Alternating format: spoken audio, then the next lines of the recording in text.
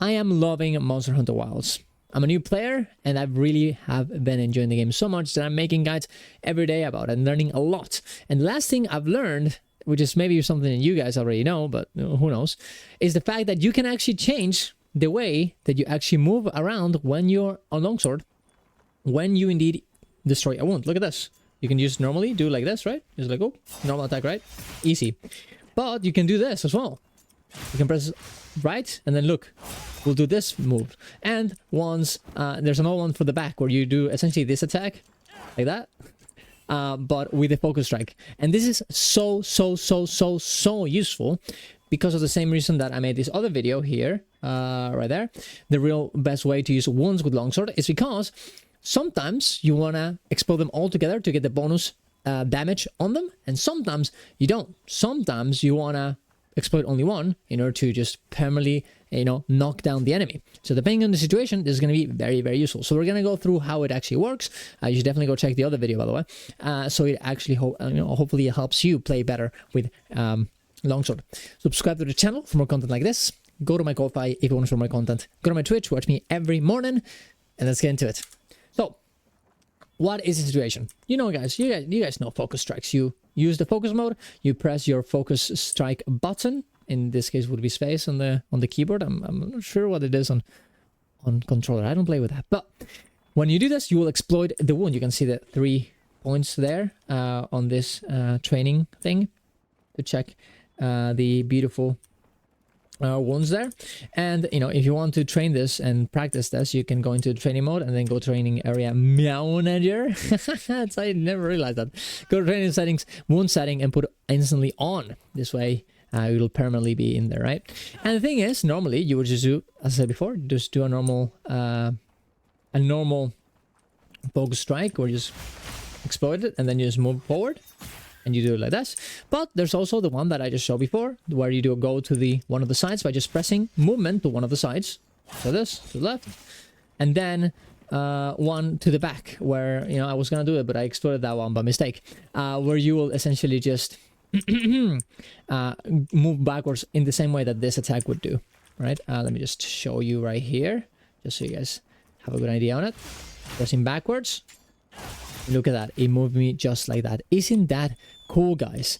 I think it's actually very nice, because you can use this to, for example, let's say that I want to explode this two wounds at the same time. I can point at this one, boom, then move to the right, and then boom, I move instantly to destroy it at the same time, making me do more damage, as indeed I am exploding multiple wounds at the same time. Or the other way around. I'm just gonna wait until this one's to appear. Let's say that I don't want to do that. Let's say I want to only explode one and then focus on the other one, just to get, like, I don't know, more gauge, because every time you explode a wound, it gets you a lot of gauge. Let's say I want to do that instead, and I want to just only exploit this one. I can just go here and then move to the right, and then boom, I only exploded that one. Now, why did I move to the right and not backwards? Because honestly, using it backwards, usually, because it's kind of like an attack that is kind of AoE like, it ends up working worse for trying to not destroy the the wounds at the same time. I found that going to the sides is way better. Now try it out yourself, of course, but this is what I have found working for me.